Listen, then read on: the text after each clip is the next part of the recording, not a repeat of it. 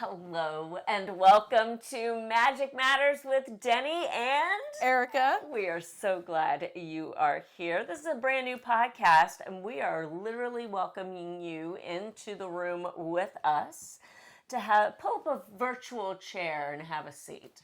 And grab a drink, water, a soda, whatever makes you happy, because we're here to have a good time. Yeah, we are. And we're here in this safe space to talk about all things Disney. So bring your Disney fandom and let your fandom flag fly, because we certainly will be.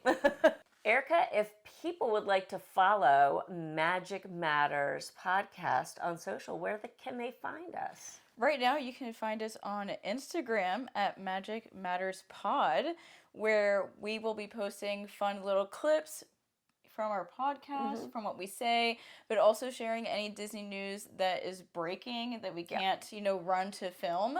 And it'll just be a great way to keep up with us and what's happening with this podcast. We might ask you guys for some suggestions. Find us on Instagram there at Magic Matters Pod. Yeah, and you can find the link to that down in the description box. We would absolutely love to have you follow along on all the fun over there. We have many thoughts, many feelings. Yes, and Erica made us official cards. Yes, for the podcast, so we are so prepared. They will get better. I'll get better pens and markers to write out our things. But to keep us on track, I was like, we need little note cards so we know exactly what we want to talk about. All right, let's get our cards out. It's time for the cards. What's the first topic you'd like us to talk about? Our first topic that we're going to talk about is how did we get here? How did we get to Central Florida? What brought us here? How did you get here, Deni? Oh, Erica, it's a good idea. It's a good question. Really and truly, it was just through being a Disney World fan. My hubby and I were on vacation down here in 2012. And we got to having a conversation with a cast member who had made a similar move. We lived in Maryland at the time. And we just no longer wanted to go home. We wanted this to be home.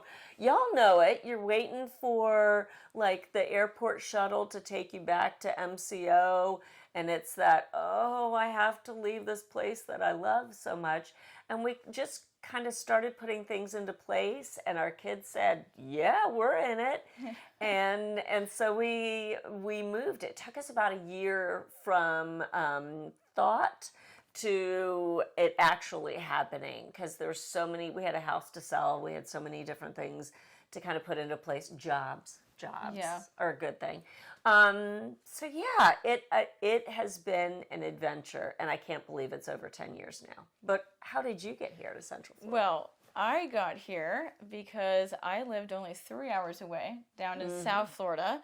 And ever since I was a kid, I knew I wanted to live by Disney World. I'd always tell my mom, when I grow up, I'm going to live next to Disney World. And the opportunity came when it was time to finish my degree. And I knew I wanted to come to UCF, and so did my wife. At the time, we were just dating, but we decided to make that decision to come to UCF together and move to Orlando. And the other big factor, of course, was Disney. We were studying hospitality management, so there's no better place to do that since Disney's right around the corner when we're talking about jobs. Perfect. And there's so much hospitality opportunity in Central Florida because there's so much tourism here. It's how our state really operates, and it was just a great opportunity. But I always knew I wanted to be close to my happy place. Yep. It was to the point that when I was in college, my first 2 years in South Florida, I was driving up here once a month with my best friend, and we would spend at least 2 days in the parks, and then driving 3 hours back. I would cry every time because I didn't want to leave. But eventually I made that dream a reality, and we're still here, still kicking it, still loving Disney and loving all the theme parks. I go to all the theme parks, not just Disney, but it was one of the best moves of my life. And now we have a whole life up here with 3 cats. Oh, 3 cats. That's just wonderful. Yeah. It is something, looking back, that I go, man, that took a lot to do, but I'm so glad that we did it. And probably for you too, any big chapter you have coming up in your life, you just go, okay, but I'm so glad that we did it. I've had questions before where people want advice on how to do that. And it's going to be different for anybody and everybody. So, but I can say I've not regretted it. No, not at all. I mean, like you said, it was such a big jump. Like, we're, 20 something, leaving the place that we grew up in, having to say bye to our families, even though it was only 3 hours away. You know, when you have Hispanic parents, it's like a world away for them. And so it was a lot, but so worth it. I don't regret it at all. My other question regarding this was, what has become your favorite thing about the area that's not Disney? Ooh. Because that's something important too, because Orlando isn't just Walt Disney World. No, it isn't. I enjoy all the different areas that I constantly am finding. Orlando, the Central Florida area, just like any other metropolitan area, has different pockets and neighborhoods. And depending on where you are in your life, certain neighborhoods can become something that you really kind of cling on to, and it becomes your favorite, and maybe it's got a favorite coffee shop. So you and I, over on your YouTube channel, Yes. you and I went to Winter Garden recently. Yes. And we reviewed Harold's. Is it Yes, Harold's? Harold's, Yes. Harold's hot dog, stand, emporium, whatever. And it was the first time I had been to Plant Street in Winter Garden in quite a while. And I just fell in love with it all over again. I went up there just myself last weekend and had lunch at Rosalie French Cafe. If you love all things French Cafe, please go to Rosalie in Winter Garden.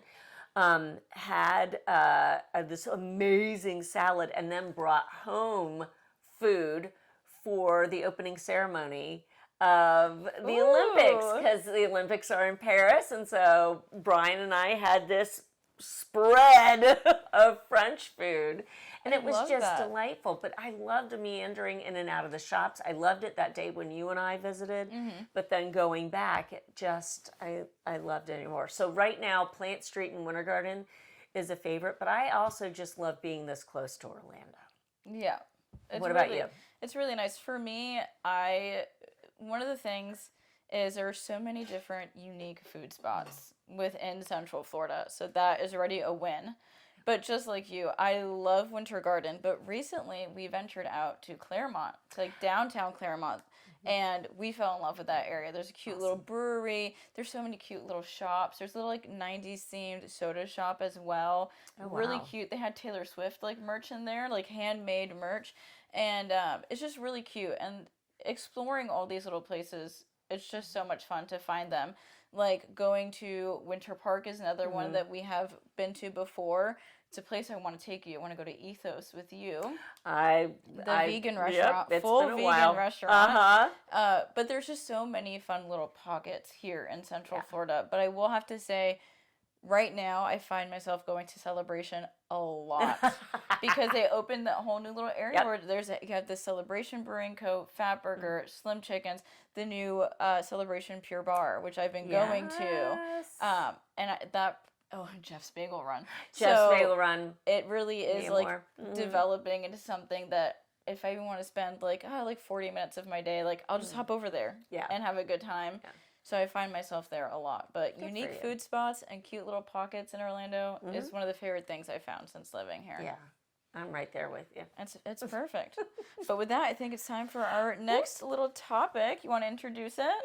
Yes. I think we're going to talk about our top 5 Disney favorites. Yeah. Okay, so Erica, ready? Yes. Let me sit up straight here because I'm interviewing here. Okay. Erica, what is your favorite Disney park? Well, Epcot, of course. I love Epcot. Yeah.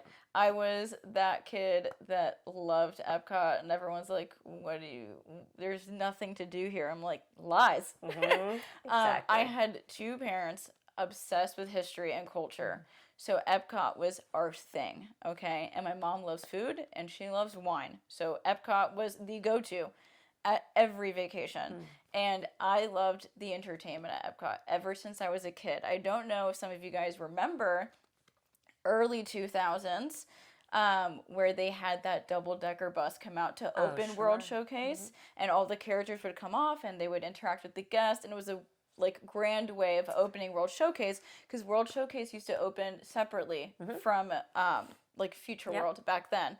And that was something I loved. And I loved the parade. And Illuminations was my favorite fireworks show. So, hands down, since I was a kid, Epcot.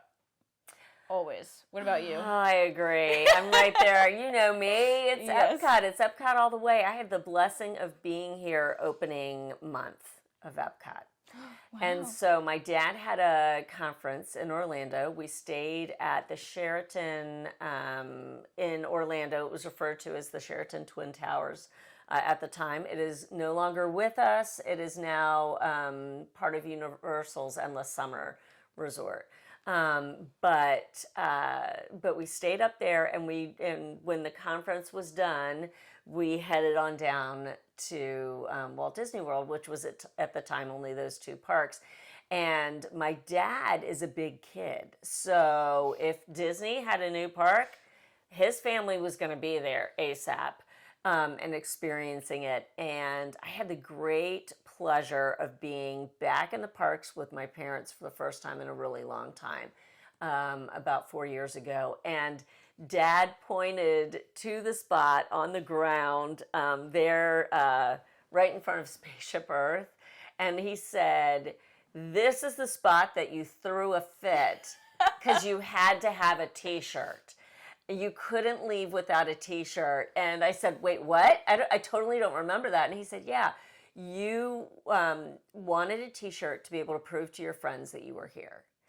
And you weren't going to leave without it." And Dad tried to talk me, "Well, you just can tell them and you can show them pictures." No, he said, "So we had to go in that store and get you a t-shirt." And he pointed to Gateway Gifts, which is still there in all of its 80s gloriousness. And so the fact that I threw a holy fit in 1982 in that spot and walked into that store, like that store is it's even more special to me now because that's where we went in and got a t-shirt. I remember the robots walking into Communicore and seeing all, the robot talking to me and how cool it all was. And it's so funny, Erica, because so many guests walk the World Showcase and never stop and walk into the pavilion.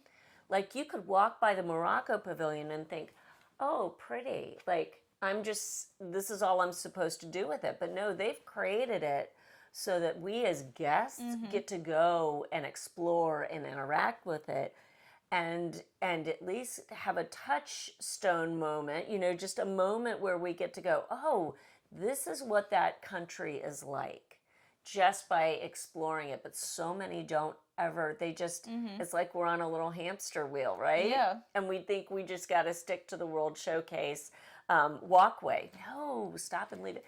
And when that happened, that's it. It just, I love it even more. So Epcot, all that long story to say Epcot. Epcot for both of us. Now let me ask you. Yes. What is your favorite resort at Walt Disney World?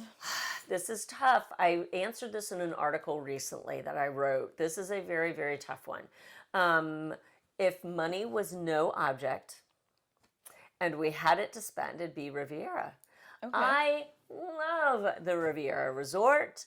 It is completely my aesthetic. It is slightly European and slightly fancy, but still approachable. But here's the thing. If it's my own money, it is Coronado, because I still get that fancy elevated feeling while not spending fancy elevated money. Yes. What about you? So mine is really based on nostalgia, but I stand by it because if I did have the money, I would stay there all the time. But thankfully, we are a DVC family, so it wouldn't be a problem here. The boardwalk. I grew up going to the boardwalk, and I just love how close Epcot is. And also, you're just either, a walk or a boat ride away from going to Hollywood Studios. And when you look at the base of the boardwalk, and you're just looking at the boardwalk itself, you might be like, "Oh, well, it's lacking, like, an abundance of food options. But if you like open your horizon, you look across and you have Yacht and Beach Club. Yep. And then you also have Swan and Dolphin. Like, there are plenty of options and opportunities to explore food and amenities and all that fun stuff. And the nightlife is so fun. The boardwalk, they have like live performers out there. Also, if you're old enough, Jelly Rolls, Atlantic City Dance Hall, it's fun. Yeah. I always have loved it ever since I was a kid, and now as an adult, I appreciate it way more that I can actually like spend late nights out there, even though we all know I'm in bed by like 10 p.m. But I just think the boardwalk really has become a staple for me throughout my whole life. If I had to do, you know, my version of your Coronado, it is Port Orleans, either Riverside or French Quarter. I don't mind, but I love both. Yeah. And I just think that they're such like beautiful resorts, very well done. So that would be like my second option. I agree with you on Port Orleans. You can't go wrong with either one. It's beautiful. Absolutely. Oh, I love that. Erica, this is a very difficult question here, my friend. What's your favorite Disney snack? So this is a very hard question, but I was able to write down an answer, and I know okay. You haven't tried it yet. Right now, when I find myself wanting like a sweet treat, and I apologize, it's not quintessential Disney. I apologize. That's okay. Right now, honestly, the past few months, the vegan snickerdoodle cookie over at Summer House on the Lake has been one of my favorite things. I will grab that cookie, throw it in my bag, and go to the movie theater. And that will be my snack, and I'll enjoy it throughout the whole movie. It has become one of my favorite cookies on property. I know everyone loves their Gideon's, but Gideon's does not have a vegan or dairy-free option for me, so I can't enjoy it, but I do love that cookie. If I had to pick like an iconic Disney classic, I would say right now, because we're in summer, Dole Whip is like my go-to right now. Okay. Yeah. I love that. How about you? For me, I just hearkening back to what you said with the cookie bar, that's my hubby Brian's favorite thing to do too. He wanted to go see a movie the other night, and he's looking at his phone. He says, "So do you think that the cookie bar goes by the same operating hours as Summer House?" I said, "Why?" He said, "Oh, no reason. He had a 10 o'clock movie he was going to see, so he's trying to plan out his cookie bar stop before he heads into the theater." Okay, and so Me too, Brian. So he did that, and I asked for him to bring a cookie home to me because I wasn't going to go see this movie. The lemon cookie. Okay, that is very Deni of you. A lemon cookie. I love that cookie. But for me, as far as Disney snacks are concerned, I love them. I'm an equal opportunity snacker. I have so many that I really enjoy, but when it comes down to, I just need something just perfectly comforting, either in the magic of the Magic Kingdom or the fun of Hollywood Studios. I am going for a hot fudge sundae.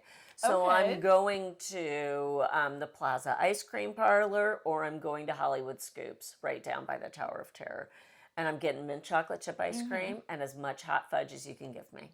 I love that for you. And fun fact, those locations, both of them, they have dairy-free options as well. Yay! So everyone can partake in the fun at those locations. All right, are you ready for this one here, my friend? Ready. This is another hard one for you.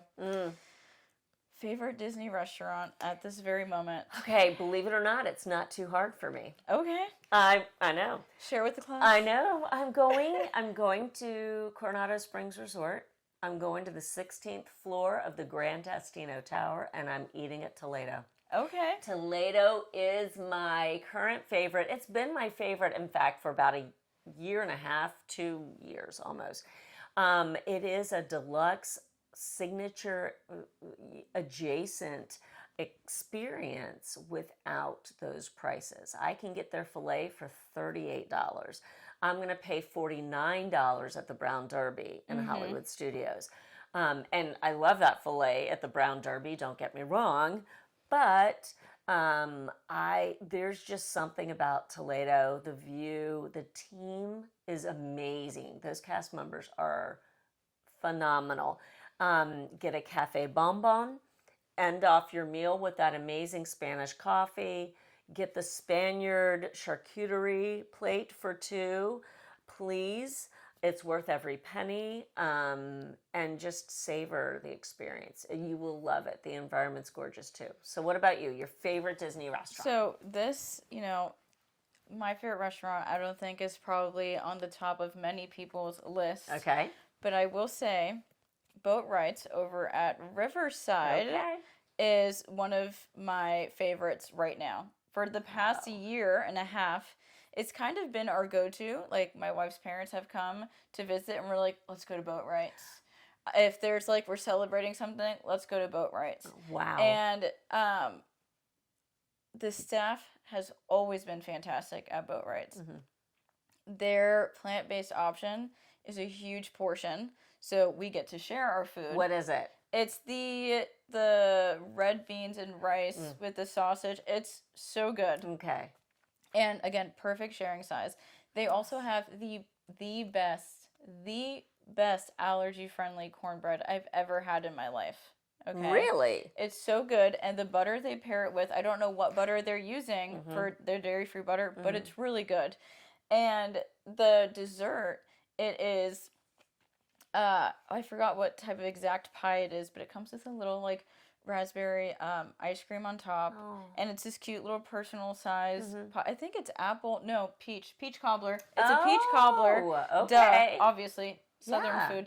It's a peach cobbler with that raspberry ice cream on top, and it is my favorite dessert I've had on property at a restaurant, and I love it. It's affordable, and it's easy to get to. It's an easy reservation. It's not hard to get, and for me, it's comfort food. Wow. So it makes me very happy. So I love going to Boat Rides. I know it's not everyone's top tier thing, but I love it. Okay. I did not see you going there, so I love that was a surprise. That's awesome. Just recently went to Boat Rights, so that's great. Yeah, I agree. The team is fantastic over there. They're so nice. Very, very sweet and good options. So, Erica, what's your favorite Disney holiday?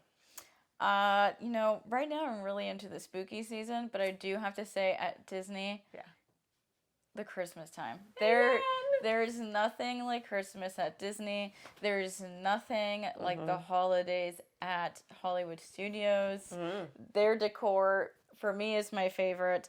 But I love spending my time at Epcot during the holidays. Festival of the Holidays is one of my favorite festivals.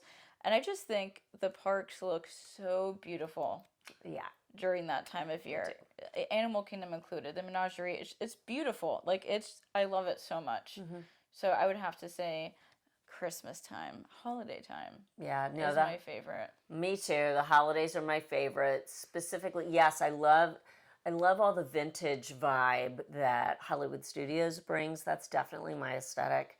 But really, when I think of Christmas at Disney, I go, oh, Festival of the Holidays. It is all about, it is that background music loop. Yes. It is, it's the holiday cookie stroll. It's not Christmas without a cookie or 5. And it's the holiday storytellers. Yep. I think they bring such a needed layer to Epcot festivals. I think we miss out on that, really, on Flower and Garden and Food and Wine Festival right now, because we used to have those elements in all those workshops, in meeting the celebrities that they would bring in, and they don't do that anymore, and it's sorely missed. So any extra connection that we get to have that brings just a layer to the learning in Epcot, because Epcot is about edutainment. It just is. Give us that learning moment. I can sit and listen to Père Noël in France until the cows come home. Oh, so yes, it's great. Me with the Hanukkah storyteller. Oh, with my little black and white cookie and listening to the story of Hanukkah. I love it. It's beautiful. It is. And that Christmas tree, beautiful. And it's not sweltering. Exactly. So you can feel really comfortable and a little cool. Because even. In just a few weeks, we'll be at Food and Wine, and we will be eating food. Sweating. Covered drenched in dripping sweat. in sweat. Yes. So that is, Oy. yeah. For sure. Yeah. Well, on to our next little topic here. Something very exciting is happening in about a week. We have D23, and I just wanted to run through really quickly our hopes and dreams of D23. Like, what do we want to hear? What do you want to hear? Oh gosh, Erica, I would just love to hear something that's actually going to happen. I mean, come on.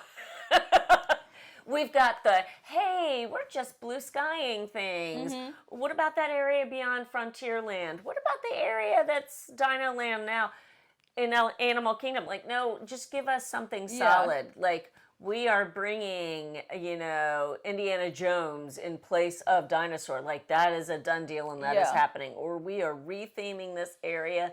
Here's what it's going to look like. I know that artist renderings change. Like, I know, we know that.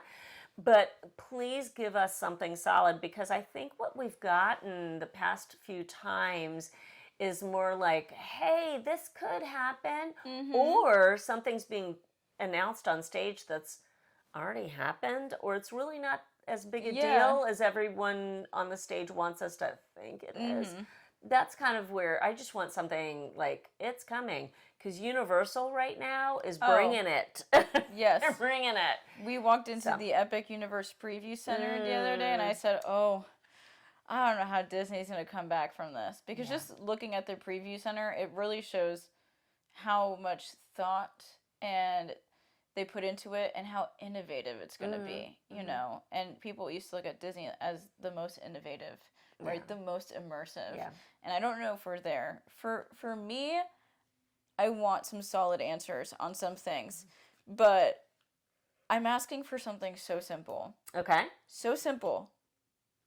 A nighttime parade at Magic Kingdom. Oh, I've been saying this for years. I've said it everywhere for years.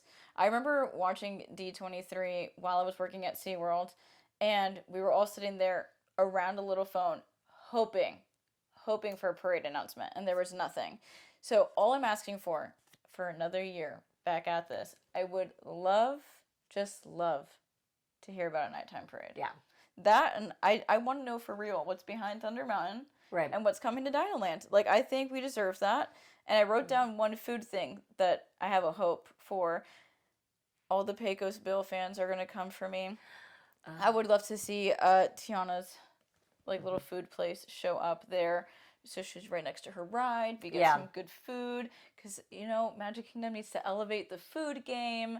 But honestly, anything that is more exciting than what they've been dropping. Because they've been dropping so much news. Especially with Cruise Line recently. It's been they have. thing after thing after thing. Yep. And I'm like, give something to Walt Disney World. We need something. And people can say, Epcot just finished. Yeah. Beautiful garden. Okay, a nice meet and greet in our cute little hallway. But that is nothing compared to what we're about to see at Epic Universe. And I want an announcement that matches maybe a little bit closer to what they're doing at Epic Universe. The two elements you just said as far as the nighttime parade is concerned, and then Tiana-esque Pecos Bill. Both of those I agree with completely. The fact that Walt Disney World, the vacation kingdom of the world, doesn't have a nighttime parade is crazy. Like, literally, what are we even doing? Right. Let's have a nighttime parade. Number one. Number two, I know we don't want everything to be duplicated between Disneyland and Walt Disney World, but a little bit of Tiana's Palace won't be a bad thing in Frontierland. Or just, how Tiana's Foods is on everything. Yes. Play into that. Yeah. And make it that. Because we don't have to copy and paste what Disneyland has. But make it tie into that storyline that you've created for the attraction. Yeah. Yeah. Right? I loved what they have in Disneyland. It's sweet, it's simple, it's very beautifully themed, and they have a walk around Tiana in her gorgeous 1920s coat. Yep. I mean, she's stunning. I would love just just a fragment of that Yes. here, I think would Yes, be a good thing. I'm with you on that. And so hopefully we will be sitting here again soon to talk about what does happen at D23. But for now, I'd want to ask whoever's listening, watching, to also tell us in the comments what your top 5 Disney favorites are. Just like how we talked about ours, we would love to know yours as well, so we can, comment along and see if we've got similar answers or very different answers. Because that's the beautiful thing about Disney fans. We all love different things. Absolutely. So I want to know what your favorite things are, because I think we'll get a kick out of that. Absolutely. So that's park, restaurant, resort, snack, and holiday. What's your favorite holiday to spend at Disney is? So those are the top 5. So let us know that down in the comments, okay? We are so glad that you stopped by today. It was awesome getting to have this conversation. Yes. That's what Magic Matters is all about. It's going to be a comfy couch here with you, and it's going to be just a little quick conversation, a little touch base, and a little sharing of the magic, just in case you need a little magic in your own life. If you would like to follow Erica and I on social or on our individual YouTube channels, all of those links are down in the description box. We will just click on those. You'll find us. You can find me at Deni_Sunderly. And Erica, where can they find you? You can find me over at Healthy Dose of Disney. Healthy Dose of Disney on every platform. That is who I am. So you can hang out with us there individually, but we do a lot of stuff together on each other's channels also, but we come here together to create that magic that matters. That's amen. Amen.